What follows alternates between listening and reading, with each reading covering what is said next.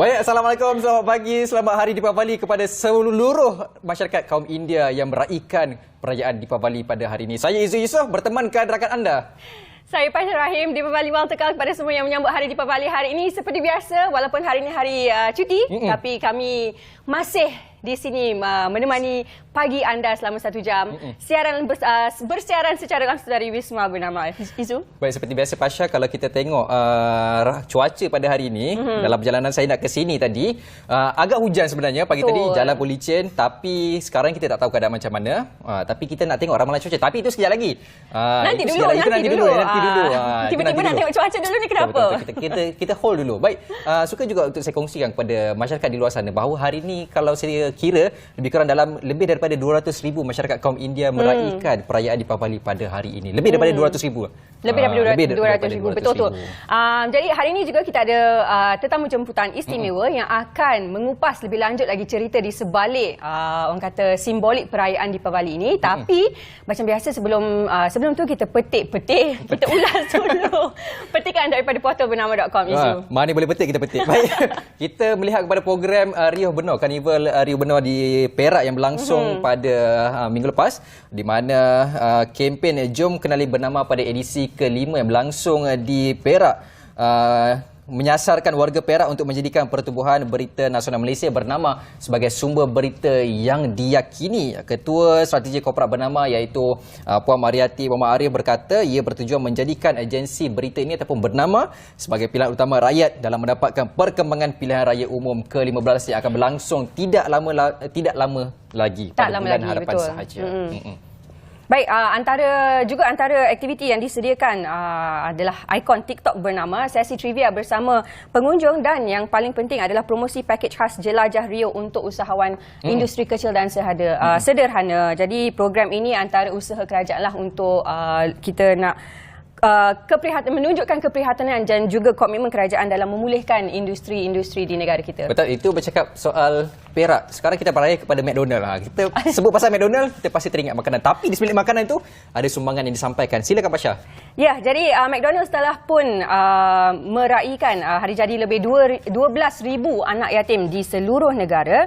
McDonald's Malaysia dan juga Persatuan Kebajikan Ronald McDonald RHMC meraihkan sambutan hari jadi daripada 12,000 anak yatim ini daripada 400 rumah kebajikan kanak-kanak di seluruh negara melalui program Bulan Komuniti pada bulan ini. Jadi mereka setakat tahun ini telah pun membelanjakan lebih 400,000 sepanjang bulan komuniti ini berlangsung, di samping 14,000 aktiviti kemasyarakatan yang telah pun dilaksanakan setakat tahun ini. Jadi selain itu mereka juga telah turut menyumbang sebanyak 1,000 set tilam bantal dan cadar kepada 20 rumah kebajikan kanak-kanak di seluruh negara. Jadi dekat situ nampaklah walaupun ada keuntungan yang diraih oleh syarikat, tapi ada juga sumbangan yang disampaikan, komitmen dalam membantu masyarakat yang susah di luar sana. Betul tu. Seterusnya, apa lagi berita kita pada pagi ini? Itu cakap soal makanan. Ini kita beralih kepada Karnival Usahawan juga, yang mana Karnival UDA Usaha Niaga menjadi platform untuk membudayakan aktiviti keusahawanan sekaligus membudayakan kepada generasi yang akan datang. Pengerusi UDA iaitu Datuk Nurliza Abdul Rahim memaklumkan bahawa sebagai agensi di bawah Kementerian Pembangunan Usahawan dan Koperasi, UDA bersama-sama berperanan mendukung aspirasi memperkasa dan melahirkan lebih ramai keluarga usahawan di negara ini. Kita tak nak sentuh berkaitan dengan bajet yang akan diluluskan ataupun yang mungkin akan diluluskan pada bajet yang akan datang selepas PRU lah. Betul, berkaitan dengan peniaga. Tapi yang kita nak sentuh adalah lebih ramai peniaga-peniaga dan juga usahawan industri kecil ini akan dilahirkan sekiranya adanya banyak bantuan dihulurkan. Betul tu. Baiklah, seterusnya jualan terus dari ladang mencatat jualan 16.17 juta ringgit. Jadi ini adalah program jualan terus dari ladang keluarga Malaysia yang telah dijalankan di seluruh negara. Timbalan Ketua Pengarah Operasi Lembaga Pemasaran Pertanian Persekutuan Fama Abdul Rashid Bahari berkata jumlah itu amat memberangsangkan berbanding sasaran awal 10.5 juta. Jadi jumlah itu membabitkan kuantiti jualan sebanyak 3,105 tan metrik barangan keperluan seperti ikan, ayam, sayur-sayuran, buah-buahan dan membabitkan 1,025 program yang dilaksanakan untuk usahawan memasarkan menawarkan hasil pertanian secara terus kepada pengguna. Jadi antara kebaikan ataupun kelebihan program ini adalah pengguna-pengguna dapat membeli barangan-barangan secara terus dengan harga yang lebih murah lah daripada pasaran. Itu pasaran. sebenarnya yang patut disasarkan kepada peniaga-peniaga dan juga pengguna di luar sana supaya membeli barangan secara terus. Progres begini kena ada sekali-sekala sebab ialah dengan keadaan sekarang yang mata wang turun, keadaan inflasi pun naik, dengan OPR yang mungkin dijangkakan meningkat lagi. Jadi dengan adanya inisiatif ini dapat membantu masyarakat mengurangkan beban dan juga meningkatkan keperluan membeli barang-barang keperluan tu. Betul. Kan tu saja saya rasa lebih eloklah untuk pengguna-pengguna membeli terus daripada penjual, kerana barangan-barangan lebih orang kata lebih segar kan. Betul. Macam mana kita beli ikan dekat tepi pasar, tepi laut tu, nelayan tu. Macam itulah juga yang kita nakkan secara direct daripada ladang. Betul. Baik, selepas ni Pasha, kita nak saksikan ramalan cuaca dan juga rakan tugas kita yang baru saja beraksi pada hari ini. Pertama kali dari Bilik Berita, teman kami daripada Bilik Berita. Tadi kita nak sangat tengok ramalan cuaca kan. Jom kita tengok ramalan cuaca pada hari ini. Silakan.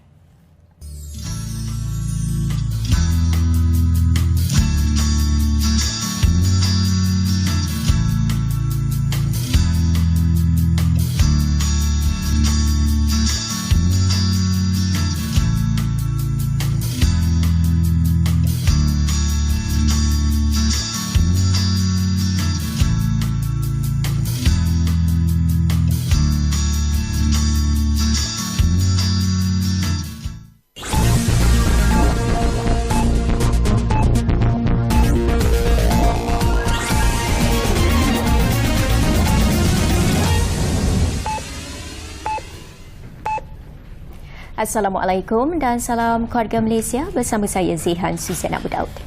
Sebuah feri penumpang dengan lebih 500 penumpang dan kru perjalanan dari Langkawi ke Kuala Kedah yang terkandas di Muara Kuala Kedah sejak jam 3 petang semalam berjaya dibawa ke jeti feri penumpang Kuala Kedah malam tadi.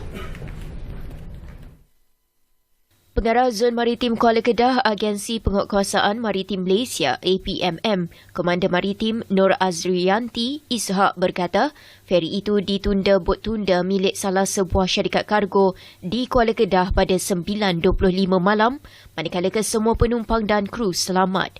Bagaimanapun, 3 penumpang dihantar ke Hospital Sultanah Bahiyah kerana salah seorang sakit berkaitan saraf, manakala 2 lagi mengalami simptom sesak nafas. Nur Azriyanti mengesahkan seramai 272 penumpang berjaya dibawa keluar secara berperingkat oleh bot perkasa 1224 Maritim Malaysia, bot ronda PSC 19 PDRM serta bantuan daripada beberapa bot nelayan tempatan sekitar Kuala Kedah dan Yan. Manakala baki penumpang lain berada dalam feri yang ditunda. Operasi memindahkan penumpang turut berhadapan detik sukar dan beberapa kali enjin bot pasukan penyelamat tersekat akibat air cetek dan permukaan lantai laut yang berselut. Operasi yang dikendalikan Maritime Rescue Subcenter MRSC Langkawi ini ditamatkan pada 10 malam tadi. Semua calon berpotensi gabungan Parti Sarawak GPS untuk pilihan raya umum ke-15 akan menjalani proses tapisan oleh pihak polis, Suruhanjaya Pencegahan Rasuah Malaysia SPRM dan Jabatan Insolvensi. Pengerusi GPS Tan Sri Abang Johari Tun Openg berkata mereka akan diletakkan sebagai calon sekiranya lulus proses tapisan itu.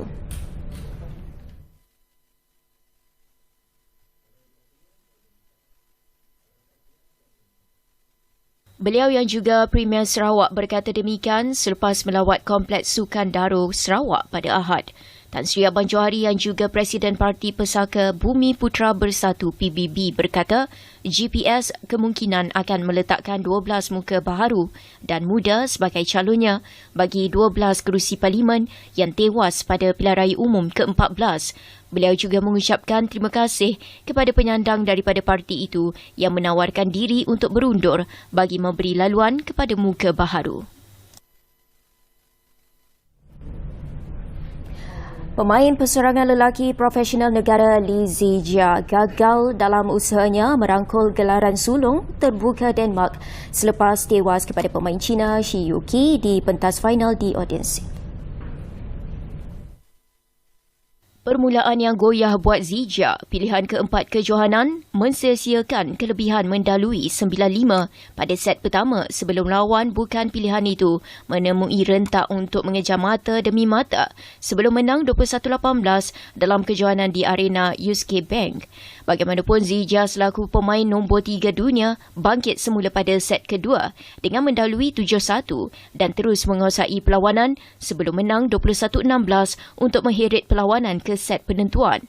Pada set penentuan, Yuki 26 tahun gagal disekat apabila mendalui 11-5 akibat kesilapan menyebabkan Zija 24 tahun gagal merapatkan kedudukan sebelum akur dengan kekalahan 21-12 di set penentuan.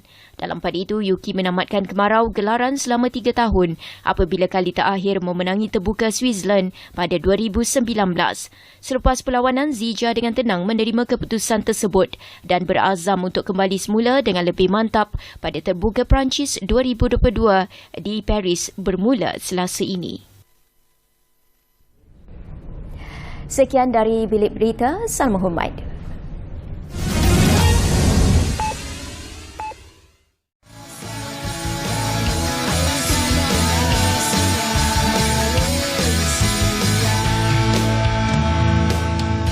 Salam sejahtera kepada semua penonton Bernama TV. Seorang pengusaha murku dan biskut, J. Michelin, 37 tahun, perlu bertungkus lumus menyiapkan tempahan bagi jualan larisnya murku dan acu murku atau kuih ros selain beberapa jenis biskut moden bagi sambutan Deepavali tahun ini. Michelin yang mengusahakan murku dan biskut dari rumah berkata, permintaan dan jualan terhadap makanan berkenaan meningkat ketara sejak akhir bulan lepas berikutan sambutan Deepavali. Saya terima banyak tempahan untuk murku, acu murku dan beberapa jenis biskut seperti biskut kacang tanah dan almond London. Disebabkan permintaan yang menggalakkan, saya terpaksa menghadkan tempahan, katanya ketika ditemui bernama di rumahnya di Nibong Tebal baru-baru ini.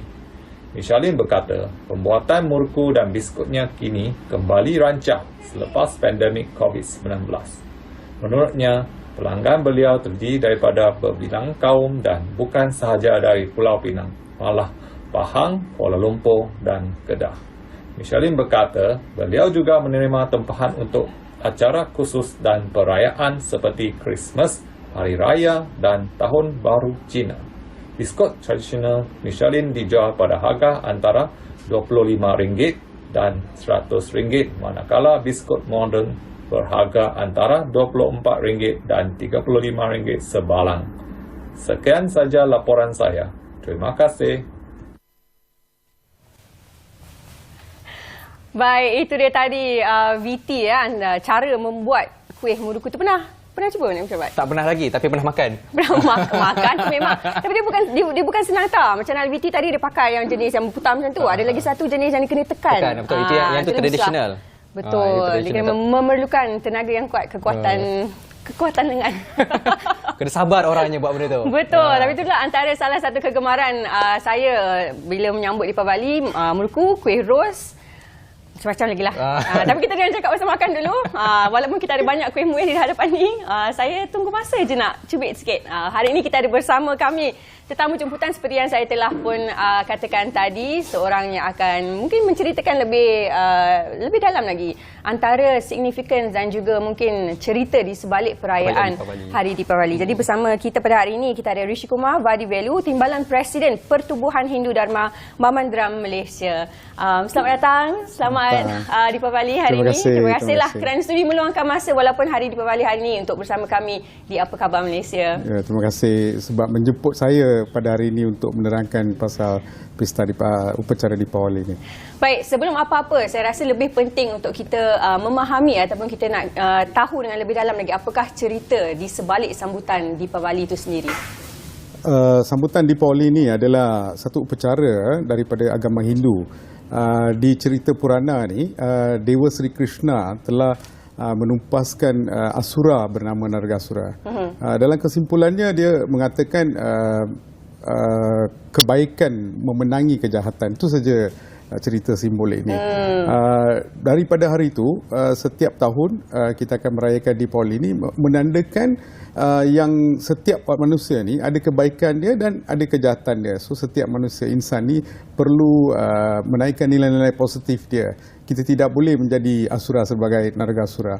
So itu adalah simbolik Deepavali lah, dengan ringkas sekali lah. Sebab tu kita menyalakan cahaya, lampu cahaya untuk menerangi kegelapan. Setiap manusia ada kegelapan dia, ada nilai-nilai negatif dia. So setiap manusia ni dia kena keluarkan asura daripada nilai dia. Itu adalah simbolik Deepavali lah keseluruhannya. Itu dia tadi. Itulah cerita Kalau dia dengan sebalik- ringkas je, Dia dengan sebab ringkas. itu ringkas je. Kalau nak Ringkas cerita je. yang panjang dia lebih panjang lagi lah. Baik, Encik Rishi, kita nak tahu juga macam kita dah 2 tahun mengalami pandemik COVID-19 dan kita sendiri kalau kita tengok masyarakat India, seluruh masyarakat Malaysia terutamanya meraihkan setiap perayaan dalam keadaan yang cukup cukup terkekang lah masa Terkekang. COVID-19. Sebab Hindu tak, betul. Tapi melihat kepada tahun ini, suasananya sangat-sangat meriah sebab semalam saya pergi ke Little India Brickfield tengok persiapan last minute shopping pun sangat-sangat meriah. Jadi Encik Rishi sendiri tengok persiapan untuk meraihkan hari Deepavali ni macam mana? Kalau kita banding kepada 2 tahun yang lepas, memang kita setiap hari kita kena tunggu kepada announcement berapa tetamu boleh datang ke rumah. Itu adalah kita tak dapat nak buat apa. Kita sembahyang sajalah. Kita akan doa, bermakna kita dapat kelepasan berapa orang boleh datang. Ada banyak SOP yang ketat. So tapi tahun ni macam tak ada SOP langsung lah. Tapi saya tengok tahun ni ada banyak dalam sebelum 2 minggu ni kita dah dapat banyak kedai-kedai, gerai-gerai di semua Little India di Malaysia, Ipoh, Klang, Brickfields, Bukit Jalil. Saya tengok memang meriah.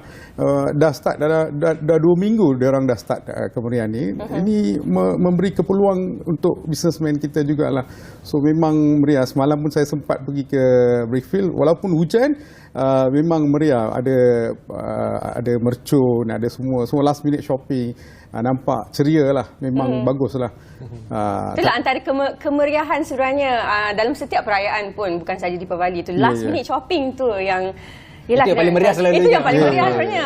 Lagipun nanti penjual-penjual tu adalah banyak yang buat diskaun. Last Waktu minute. tu lah yang nak beli baju lah. Dia tak nak bawa balik benda tu, dia nak jualkan habis. So semua tunggu untuk last minute. And then dia akan pergi. Lepas pukul 12 pun ada yang pergi. Dia cakap dia boleh dapat baju lebih murah. 12 malam? Lepas ada lagi. Lagi satu, dia nak meriahkan. Kita nak tengok pergi suasana tu. Dia banyak orang. Dia orang ada mercun, ada ni. So untuk meriahkan suasana Deepavali sajalah. Tapi kali ni memang bagus. Peluang untuk membuat bisnes pun banyak. So saya rasa kali ni memang bagus daripada bandingkan 2 tahun yang dulu. Tapi ada kebaikan dan keburukan dia juga. Sebab yang dulu 2 tahun yang dulu tu kita dapat sambut dengan keluarga terdekat. Tak ada sekolah, tak ada universiti, tak ada pelajaran. Tapi kali ni ada banyak keluhan yang universiti student tak dapat balik. The next day dia orang ada exam and all those things. So dia orang tak dapat balik. So kita tak dapat sambut dengan keluarga lah. Ada kebaikan, ada keburukan. Kebaikan dia semua tetamu dapat datang daripada Penang, JB, semua dapat datang. Tapi ada keburukannya, ada banyak anak-anak kita yang belajar di IPTS, IPTA tak dapat datang. Itu ada saja. juga mungkin yang bekerja hari ni tak tapi dapat. macam kita tengok kru-kru orang bekerja hari ni memang berterima kasih. Orang bekerja kita bersambut dia. Ya.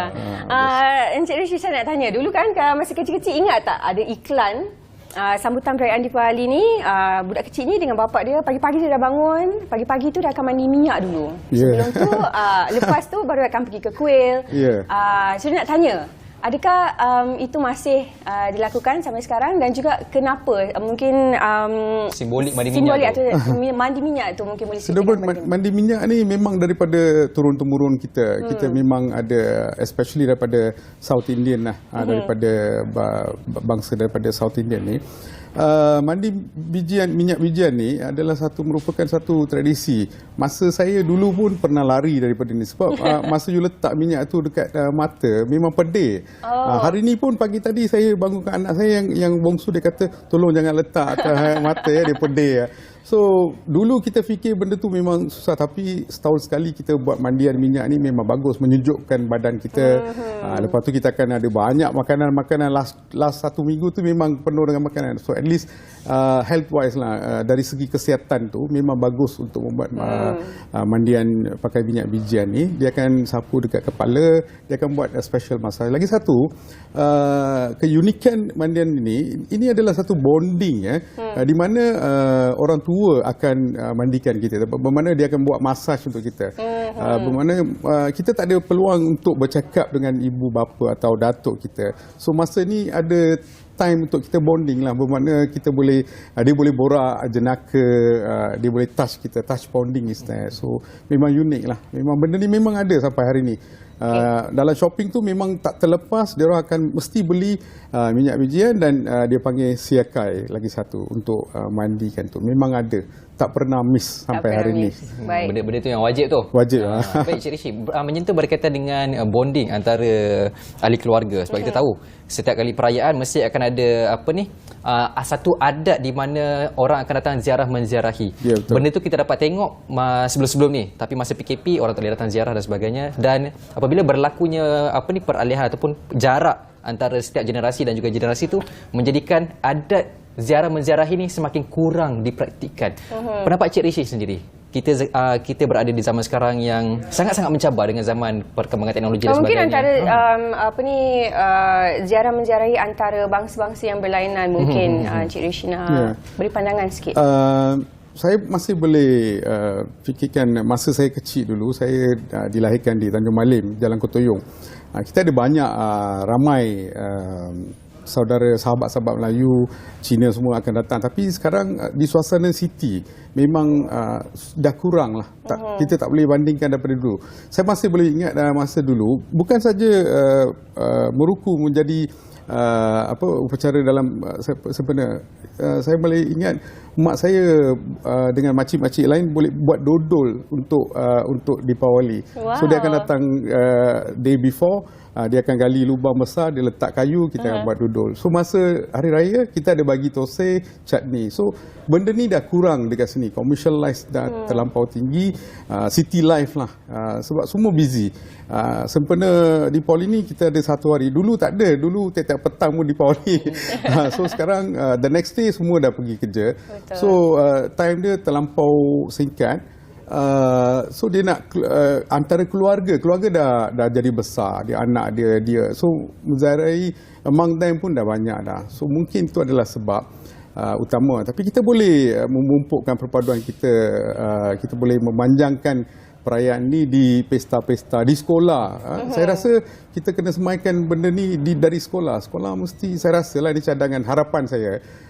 Mungkin di sekolah sebelum Deepawali ke hari raya kita kena adakan one day traditional club macam hari ni. Tengok betapa ceria boleh nampak semua. So setiap pelajar sebelum Deepawali cuti tu dia boleh pakai tradisional India. Untuk hari raya dia pakai baju Melayu. Kita boleh bawa meruku. So kita kena semaikan benda ni dari awal lagi. So apabila dia jadi besar, mungkin dia akan carry lah. Dia boleh panggil sahabat-sahabat Melayu dia datang ke rumah. Betul, benda tu memang kita kena semai, bukan saja daripada bangku sekolah, tapi juga bermula daripada rumah sendiri. Macam saya sendiri memang tiap-tiap tahun saya akan pulang ke Kelang. Rumah kawan baik saya. Setiap tahun memang without fail memang akan balik ke Kelang. Betul, lepas ni habis show saya akan terus balik ke Kelang.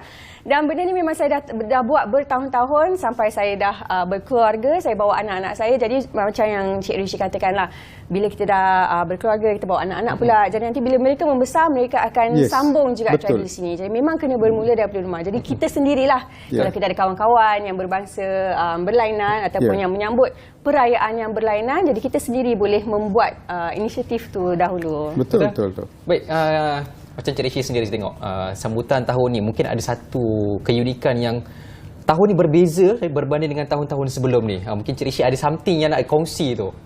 Tahun ni macam mana seperti mana yang saya cakap tadi, tahun ni penting sebab after 2 years kita macam dapat merdeka tau.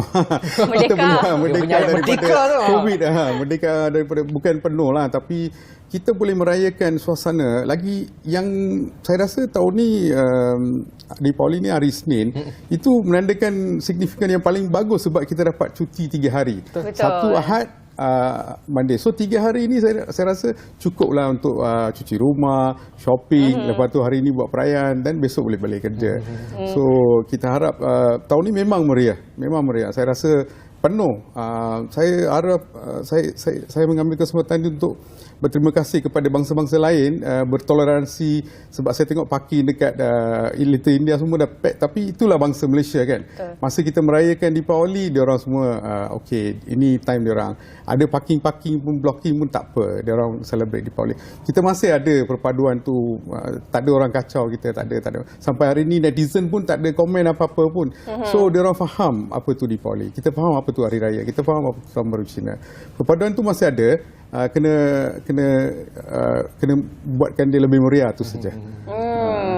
Baik, kita kerana ada hidangan di depan ni, mungkin ada antara di luar sana yang ada kuih muih yang rasanya pernah nampak tapi tak tahu nama dia. Mungkin Encik Rishi boleh tolong jelaskan satu persatu yang mungkin dinantikan oleh Tasha. Tapi saya dah tahu ini untuk penonton kita di luar sana. Okey, ini muruku. I rasa ini dah biasa kita tengoklah. adalah apa? Signifikan Deepavali. Kalau tak ada muruku memang tak ada Deepavali. Okey, yang ni adalah ini adersam, ini palkwa, ini jelebi, ini ladu. Ini semua barang manisan. Ini daripada ghee. Ini daripada ghee biscuit, Okey, dipanggil ghee minyak biscuits. sapi. Minyak sapi. Ya. Okey. Okey. Saya dengar tak faham. Okey. Kita panggil biskut Mazola. Oh, I see. I tak tahu. Kita sebenarnya kan kuih-kuih kita ada persamaan tau antara Yeah, kuih-kuih yes. ni dengan kuih-kuih Melayu waktu hari raya kan. Tapi saya rasa sekarang ni kuih raya ke, kuih Deepavali Sama ke, kuih je. Tahun Baru Cina ke, semua pun kita makan. Sama je. Jadi ni antara kegemaran saya ni. Saya tak sabar nak makan ni. Tapi kita sambung lagi kita punya perbicaraan untuk keluarga Encik Rishi sendiri. Macam mana persiapan hari raya? Kita dah cakap pasal kuih-kuih. Kita dah cakap pasal mungkin lauk-lauk yang disediakan untuk perayaan Deepavali. Okey, daripada cerita yang saya cakap ni, perayaan ni adalah upacara sembahyang. I mean, it's a festival of Hinduism daripada ni. So kita dari tadi saya dah cakap ini kita akan menentang terhadap kejahatan dan kebaikan. So kita tidak menggalakkan membuat kita akan mensyorkan sambut Deepavali vegetarian. Rumah saya memang vegetarian. So that is the reason adalah satu kenapa orang ramai tak dapat datang. Mungkin kita akan adakan jamuan makanan lepas hari Deepavali macam tu. Baik. Tapi hari Deepavali ni memang kita akan buat vegetarian saja. So kita pun nak berinsaf, kita tak nak bunuh, kita tak nak buat apa. So tapi meruku semua ni ada. Semua ni siapa pun boleh datang, boleh dapat. Persiapan Deepavali di rumah saya akan bermula daripada sehari sebelum. Kita akan buat upacara sembahyang untuk arwah yang dah meninggal, nenek moyang kita. Tanda tu berterima kasih, bersyukur kepada mereka, jasa baik mereka. Kita akan cakap, saya berada di hari ini sebab jasa baik diorang. So kita nak bersyukur dekat diorang lah. Dan kita akan dapatkan restu daripada arwah-arwah kita. Dan kita akan bagikan pakaian baru kepada anak-anak kita. So the next day kita akan bangun pagi. Kita kena bangun dalam pukul 5.30 sebelum 1.5 jam terbit matahari. Dikatakan Brahma Muhurta. Ini waktu tu dikatakan Brahma lah. So kita akan bangun, kita akan buat macam bijian mandi minyak tu. Kita akan harap mandi bijian tu, kita akan pergi ke mandi air. Air itu akan diupacarakan sebagai Ganga Sthalam, bermakna sungai suci daripada India. Kita akan praktiskan benda tu, kita akan mandi dan kita akan sembahyang dan mendapatkan restu daripada ibu bapa and then kita akan pergi ke kuil. So hari ini saya tak dapat pergi ke kuil, saya datang terus ke sini. Alamak, Tapi saya dah terima kasih siap, saya banyak. dah habis mandi minyak, dah habis dah ambil restu dah. Lepas tu terus saya datang ni. Mungkin lepas ni petang hari ni saya akan pergi ke kuil lah. Baik. Saya akan Swiss benda tu. Lepas tu kita akan buka anyone daripada neighbor-neighbor kita akan datang semua makan beruku. Then kita kena pergi kepada in-law. Rumah in-law saya. Betul. Maknanya menziarahi tetap dilaksanakan juga. Tetap. Baik, Encik Rishi, mungkin kita nak cakap banyak lagi pasal Deepavali tapi disebabkan kekangan masa kita. Kita dah minta Encik Rishi sendiri mungkin ada sesuatu yang nak dikongsikan kepada penonton Apa Khabar Malaysia bersempena dengan perayaan Deepavali ini secara ringkasnya. Saya ingin mengucapkan ribuan terima kasih kepada Bernama untuk memberi kesempatan ini, dan saya ambil kesempatan ini untuk mengucapkan selamat Hari Deepavali kepada semua penganut-penganut agama Hindu dan juga warga Malaysia yang bertoleransi menyambut sama dengan kita. Saya minta izin untuk bagi dalam bahasa Tamil. Boleh, silakan. இந்த நாட்டில் வாழும் அனைத்து இந்து பெருமக்களுக்கும் மலேசிய இந்து தர்ம மாமன்றத்தின் சார்பில் மற்றும் இந்து இயக்கத்தில் சார்பில் எனது மனமார்ந்த தீபாவளி நல்வாழ்த்துக்களை தெரிவித்துக்கிறேன். நன்றி. Baik, terima kasih diucapkan kepada Encik Vishy Kumar atas kesudian menyampaikan ucapan dan juga berkongsi dengan kita berkaitan dengan perayaan dan juga simbolik Deepavali. Benarkah Encik Vishy Kumar? Saya boleh cakap sikit. Thank you. Nandri Deepavali Nalvataka, Encik Rishi. Baik, sekarang kita ada VT pendek sebelum kita berehat untuk seketika dan akan kembali dengan topik kita yang seterusnya. Kita nak makan dulu.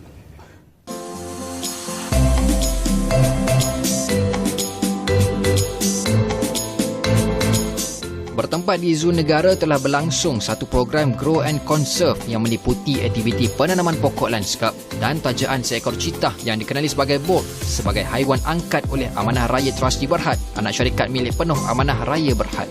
Program yang dihadiri seramai 70 orang pegawai dari ibu pejabat Amanah Raya, anak syarikat ART dan pelanggan korporat telah menyumbang tenaga bagi menjayakan program ini seawal 7.30 pagi. Program CSR ini seiring dengan agenda alam sekitar, sosial dan tabik urus ESG Malaysia menerusi pakej yang disediakan oleh Zoo Negara Malaysia.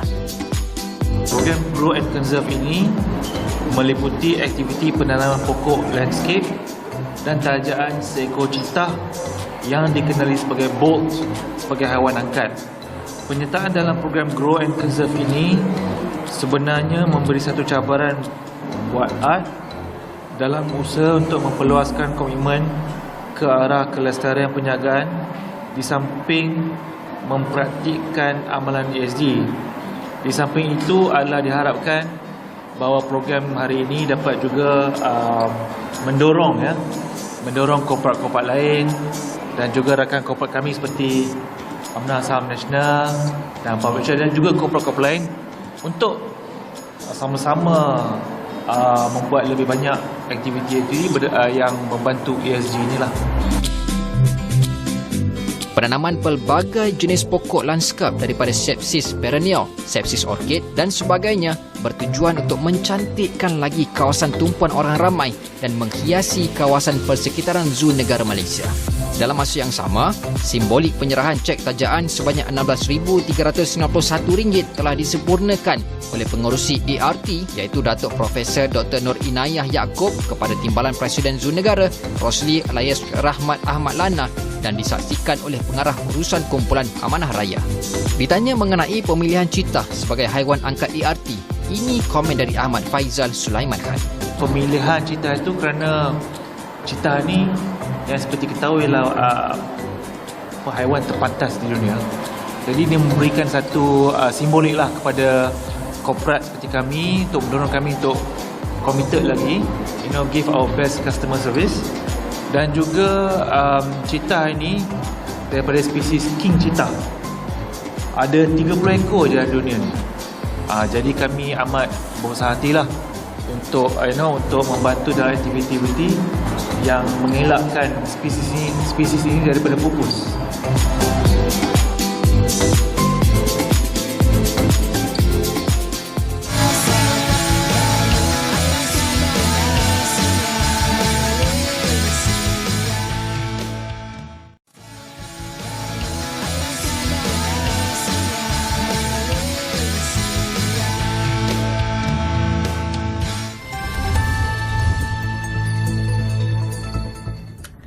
Okey, jelajah motosikal berkuasa tinggi dapat mempromosikan Malaysia sebagai destinasi unik untuk aktiviti kembara motosikal di rantau ini. Duta Besar Malaysia ke Thailand, Datuk Georgie Samuel berkata, kini semakin ramai peminat motosikal berkuasa tinggi di Thailand mengadakan kembara atau penjelajahan ke Malaysia untuk melancong menikmati makanan, warisan dan budaya Malaysia. Kembara dari Thailand ke Malaysia menerusi mod pengangkutan alternatif ini akan memperkenalkan destinasi-destinasi pelancongan di Malaysia. Selain itu, ia menawarkan satu pengalaman yang menyeronokkan bagi peserta untuk menikmati keindahan dan keunikan Malaysia. Selain itu, kembara sebegini dapat mengeratkan hubungan dan kerjasama antara Malaysia dan Thailand. Pada Khamis, kira-kira 100 penunggang dan pembonceng motosikal berkuasa tinggi dari Thailand telah memulakan penjelajahan sejauh 4,000 km selama 4 hari untuk ke Malaysia. Penjelajahan bermula dari Bangkok ke Sadau, Kedah, Pulau Pinang, Perak, Patah Luang dan akan tiba semula di Bangkok pada Ahad. Okey, itu sahaja laporan saya untuk hari ini. Sekian, terima kasih.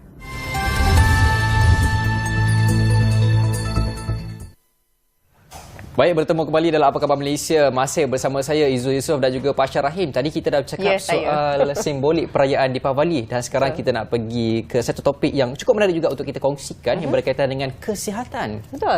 Apa tu, Pasha?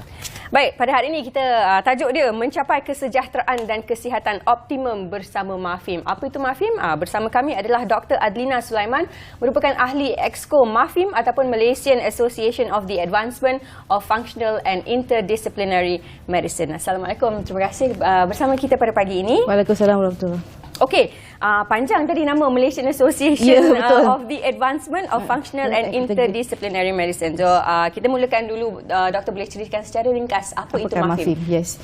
Jadi Mafim ni ialah sebuah persatuan kebangsaan dengan tujuan untuk memudahkan kemajuan sains, pendidikan dan latihan lanjutan untuk menyokong penjagaan perubatan yang terbaik dan berasaskan bukti dan untuk memberikan nasihat tentang dasar dalam bidang perubatan interdisiplinary. Ini maksudnya ialah kita interaksi antara perubatan konvensional dan komplementari berdasarkan keputusan berasaskan bukti. That is evidence based. Ya. Jadi dia termasuk, kami juga adalah satu persatuan yang juga mengadakan acara saintifik iaitu Kongres Kebangsaan Tahunan dan juga mengadakan dialog dan pelibatan dengan penjagaan kesihatan profesional dan persatuan dan institusi kesihatan awam, terutamanya KKM. Mafim ini berharap dapat menetapkan satu piawaian amalan di bawah pelbagai jawatankuasa kecil dalam semua bidang perubatan interdisiplinary dan kerja-kerja ini adalah sebenarnya bersifat altruistik dan bertujuan untuk memanfaatkan orang ramai. Panjang explainnya kat situ. Ya, betul. Tapi secara ringkasnya sebab selalunya kita dengar MMA. Yep. Ini Mafim merupakan kali pertama. Saya sendiri pun first time dengar. Kita bukan MMA. Kita adalah satu persatuan perubatan. Macam kita ada kalau perubatan Islam Malaysia, macam Islam dan Islam persatuan perubatan. Dan kebanyakan daripada members kita adalah sebenarnya general practitioners. Ya, dia means dia orang semua ada dia punya own clinics all around the country. Kita juga ada ahli-ahli yang terdiri daripada perubatan komplementari yang bukan doktor perubatan lah, tapi perubatan komplementari, that means it can be natural doctors, natural medicine doctors, even acupuncture, chiropractor semua pun ada dalam bidang ini. Baik, Doktor, secara asasnya hala tuju Mafim ni dia menghala ke mana sebenarnya dalam bidang kesihatan? Okey, jadi kalau kata nak cakap macam ni, kita sebenarnya hendak menganjurkan satu cara perubatan holistik. Ya, daripada segi semua segi, jangan hanya kepada kita bagi obat kepada pada pesakit saja, dan dia adalah bersasarkan peribadi. That means each individual ada dia punya own orang kata apa lifestyle, gaya hidup dia, pemakanan dia, cara dia stres dia, tekanan dia, yang hanya individu tu saja ada. Jadi kita sebagai doktor yang mengamalkan interdisciplinary atau integrative atau functional ni, kita tengok dia daripada semua segi. Okay? So kalau dia datang kepada kita, kita akan tanya dia bukan hanya penyakit yang dia ada. Okay, selalunya kita akan kata kenapa dia dapat penyakit tersebut. Kita try to find the root cause. Dari mana kita dapatkan root cause dia? Ialah daripada kita tengok dia punya gaya hidup dia. Utama sekali. Daripada mula dia bangun apa dia buat. Daripada apa dia makan apa dia buat. Macam mana dia pilih makanan ni apa dia buat. Lepas tu dia pergi kerja dia. Apakah tekanan kat tempat kerja dia. Apakah yang mengefekkan dia. Ya, jadi kita look at all of that. Dan ia menghabis masa lah. Bukan nak kena jumpa doktor. Lepas tu kita duduk kat doktor tu cakap saya sakit ni. Kita bagi ubat dah balik. 10 minit aja. Kalau you pergi pada doktor yang dalam Mafim, they will take at least an hour. Dia macam counselling psikiatri tau, lebih pada 1 jam. Sebab kita nak tahu you mula-mula you datang, apa halnya? What is the problem that led to your diabetes? I want to know everything. Apa makanan you, apa macam mana you do, what do you eat, what do you drink? Okay, semua tu saya nak tanya. What do you do in the morning? Ada stress tak? Pasal even stress is orang selalu lupa yang stress tu banyak menyebabkan penyakit lain tau.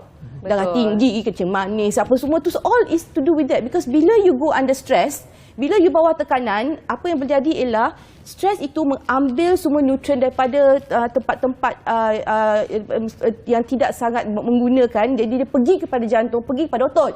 Jadi bila you stress, you sentiasa you akan dapat palpitation apa sebab you punya adrenaline tengah berjalan. Bila mana itu berlaku, dia akan tarik daripada mana? Daripada you punya gut, otot. Jadi kita punya perserapan makanan semua kurang dan dia akan tarik pada yang orang kata nutrien untuk kita punya immune system. Tu sebab stres menyebabkan banyak penyakit. Ya, jadi orang tak tahu. Tapi kita doktor ni, okey, tak pernah tanya stres. Kita you ni ambil ubat. Dah.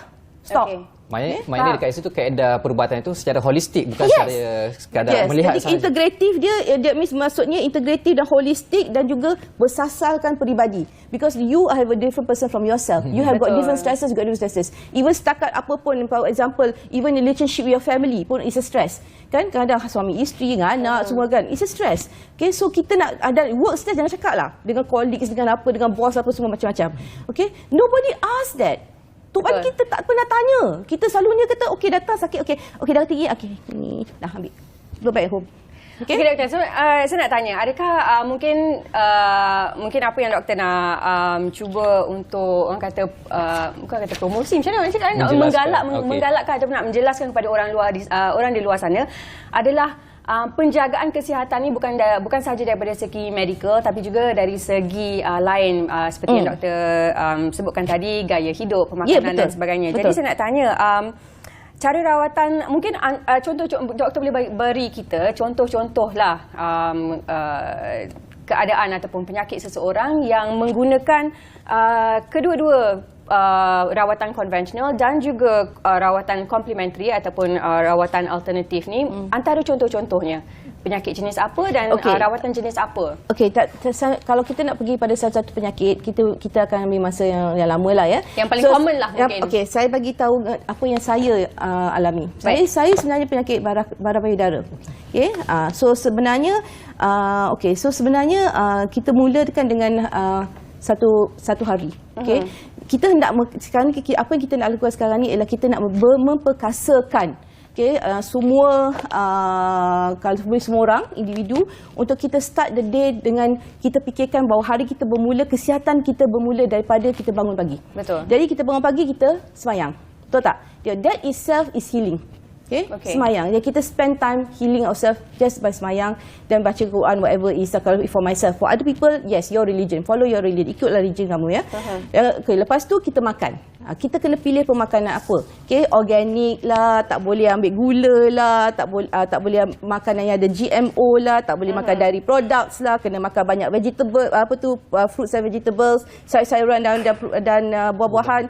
Kita kena jaga ambil kita punya macam saya pun ada ambil homeopati dan juga lain-lain lah, herbal, dan banyak benda yang lain yang saya ambil lah yang ada kena-mengena dengan orang kata perubatan komplementari lah. So homeopati is one, herbal medicine is another. Lagi satu lepas tu sebelum makan tu sebenarnya saya selalu cuba pergi exercise. Saya exercise sama ada pagi atau petang. Jadi exercise itu sebenarnya satu senaman, berjalan ke, qigong ke, tai chi ke, semua tu adalah juga healing. Semua orang tak buat. Okay, berapa orang kat sini? The sun. Kita kena expose kita kepada matahari. Sebab matahari itu adalah sumber vitamin D. Matahari itu akan menghilangkan kita. Kita akan, kita makan badan kita depends on when kita pergi keluar. Kita buat earthing. Kita pergi ke bahagian tanah. Kita letak kaki kita di situ. Dan kita earthing. Kita keluarkan semua electromagnetic radiation dalam badan kita. Pasal setiap hari kita tengok phone lah. Kita tengok kita tengok komputer lah. Kita buat earthing. Kita biarkan semua radiation turun kepada tanah. Ya, kita ni electricity tau sebenarnya. Kalau itu kita punya asas adalah atom. Ya, so lepas tu lepas dah semayang, exercise, makan. Okay? Makan pun air yang kita minum. Janganlah minum air yang ada kopi dengan banyak gula, dengan condensed milk. Jangan. Kita go for things macam green tea. Okay, green tea is very good. Ya, teh hijau kan. You know why the Japanese live so long? They drink a lot of green tea. So green tea, organic green tea, all the teas yang boleh membantu kita untuk kita punya detox badan kita dan sebagainya. Jadi secara amnya gaya hidup kita, cara pemakanan kita tu kita kena pastikan yang secara semula jadi. Kan? Daripada bangun pagi sampai ke tempat tidur malam, you are doing your health. You bukannya depend hanya kepada obat.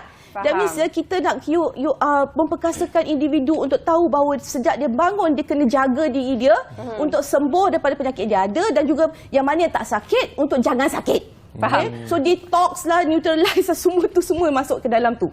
Okey doktor. Baik, kita berbalik kepada Mahfim. Difahamkan Mahfim akan mengadakan persidangan antarabangsa kedua. Mungkin doktor nak ceritakan sedikit, kongsikan kepada penonton kami di luar sana berkenaan persidangan Mahfim ni.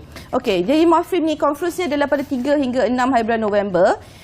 Tajuk dia ialah Precision Medicine Redefining Healthcare. Terasnya, kami ingin mengubah teras penjagaan kesihatan kepada lebih bersifat perubatan yang bersasar kepada peribadi, iaitu pendekatan inovatif untuk menggabungkan pencegahan dan rawatan penyakit mengambil kira perbezaan dalam jin, persekitaran, pemakanan dan gaya hidup setiap individu. Dan selalunya bila pesakit masuk berjumpa doktor, kita tanya apa keluhannya. Buat pemeriksaan fizikal, pemeriksaan makmal dan bagi ubat tanpa bertanya banyak mengenai gaya hidup, keadaan persekitaran dan pemakanan. Jadi melalui cara ini kita dapat tahu penyakit itu timbul daripada mana, gejala fizikalnya macam mana, ia berdasarkan genom, gaya hidup, pemakanan dan keadaan persekitarannya. Kita cuba tahu apa root cause atau punca sebenar penyakit beliau dan tidak hanya merawat penyakit itu dengan ubat sahaja. Di antara topik yang kami akan bincangkan dalam conference ini ialah exercise medicine, breathing exercises punya medicine rawatan neopain, terapi bekam, terapi vitamin D, perubatan quantum energy, onkologi integratif, perubatan nutrisi dan penuaan yang sihat. Itu healthy, growing older but healthily. Okay? Dan sekarang ni apa yang dia conference ni bersasarkan kepada hanya pada doktor pun ya, tapi kepada awam pun ya. Jadi kita ada satu public forum yang akan diadakan pada 3 hari bulan November 6 petang hingga 9 malam yang bertajuk Reset Your Metabolism and Your Health, iaitu penetapan semula metabolisme dan kesihatan anda. Waste matters more than weight. Lilitan pinggang lebih penting daripada berat badan. Jangan hanya kurangkan kilos, perlu kurangkan inci juga daripada kita punya waist ni. Ya. Jadi badan yang kurus tidak semestinya sihat, di mana walau kita memiliki berat badan ideal tanpa disedari akibat pemakanan gaya hidup yang kurang sihat, lemak mungkin tersembunyi bersama organ penting di dalam perut kita. Jadi keadaan ini dikenali sebagai TOFI atau thin outside, fat inside. Kurus di luar, gemuk di dalam. Antara penyebab keadaan ini ialah tekanan hidup dan kurang tidur yang boleh menyebabkan paras kortisol meningkat dan seterusnya meningkat lagi pengumpulan lemak di organ dan juga pemakanan yang tidak betul. Baik doktor, saya telah difahamkan konferensi ini merupakan konferensi yang kedua. Macam yang doktor katakan tadi, 2019 kita buat yang pertama kalinya konferensinya. Ini merupakan kali kedua. Baik doktor, secara ringkasnya macam mana konferensi ini akan memberi impak kepada kerajaan dan juga kepada sektor kesihatan terutamanya? Sebenarnya kami ingin untuk yang konferensi kali ini ialah kami ingin memperkasakan mula sekali ialah doktor-doktor, ya. Jadi mana doktor-doktor yang terutama yang mana yang ada general practice dan dalam alternative medicine, supaya mereka dapat mengamalkan satu perubatan yang holistik dan bersasarkan pada peribadi. Dan kedua ialah kepada kepada orang awam. Jadi mereka akan tahu macam mana nak jaga diri mereka daripada bangun pagi sampai ke masa mereka tidur malam. Okey. Jadi pada kerajaan kami harapkan bahawa conference ni akan membuka possibility untuk kerajaan untuk mengiktirafkan perubatan integratif dan functioning sebagai satu perubatan yang orang kata specialty, ya, satu kepakaran, ya, dan itu yang kita hendak juga MAFIM juga ingin mengadakan kita sedang berbincang dengan beberapa universiti untuk kami adakan satu sarjana dalam bidang perubatan integratif dan fungsional tidak lama lagi, ya. Jadi kami masih lagi tengah menyediakan kurikulum dan sebagainya. Sebab saya memang mengajar di satu institusi pengajaran tinggi lah, ya, dan juga pada masa yang sama kami harap yang Kementerian Pendidikan ya akan melihatkan kepada cara mana perubatan diajar kepada semua undergraduate perubatan. Sebab dalam perubatan undergraduate, bidang pencegahan ni kurang diberi emphasis dan terutama pemakanan. Betul. Ya, dan kita tak ada bagi emphasis sangat kepada lifestyle changes terlalu sangat. Kita perlu tengok balik kita punya kurikulum dan masukkan ini semua ke dalam, di mana kita kena bagi penekanan kepada how do people distress themselves. Kalau kita hidup sentiasa dalam stres, kita punya badan forever will not be sihat. Okay? Jadi kat situ pendidikan merupakan satu elemen yang penting. Hala tujuannya akan bawa ke situ. Betul. Baik, terima kasih Dr. Adlina Sulaiman, ahli Exco MAFIM, kerana penerangan beliau yang sangat padat berkenaan perubatan konvensional dan juga perubatan komplementari yang akan digunakan secara bersama. Kita nak tunjukkan sedikit klip daripada conference MAFIM. Jadi apa pun kalau boleh. Baiklah, itulah antara informasi yang boleh didapati di sana. Kepada orang awam juga boleh ada dia punya link. Nanti kita akan ada. Baik, yang itu pada 3 hari bulan November, ya, second MAFIM International Conference. Selama 4 hari kalau saya tengok 3, 4, 5 dan juga 6 November 2022 bertempat di Marriott Putrajaya, Marriott Hotel di Putrajaya. Marriott Putrajaya. Baik, apa pun terima kasih kita ucapkan kepada Dr. Adlina Sulaiman atas perkongsian yang cukup menarik dan juga cukup agresif pada hari ini. Betul. Jadi yang penting ingat pesanan doktor tadi, kesihatan bermula daripada rumah, ya. Gaya hidup dan juga pemakanan juga. Kita nak cuba elak daripada sakit daripada kita perlu diubati. Baiklah, itu saja masa yang kita ada untuk hari ini. Terima kasih sekali lagi bersama kami pada pagi Deepavali yang sangat ceria ini. Betul. Pada anda yang menyambut Deepavali, saya ucapkan selamat menyambut Hari Deepavali. Saya Izzu Yusof. Saya Pasha Rahim. Deepavali Nalbatukal pada semua yang menyambut. Happy Deepavali everyone.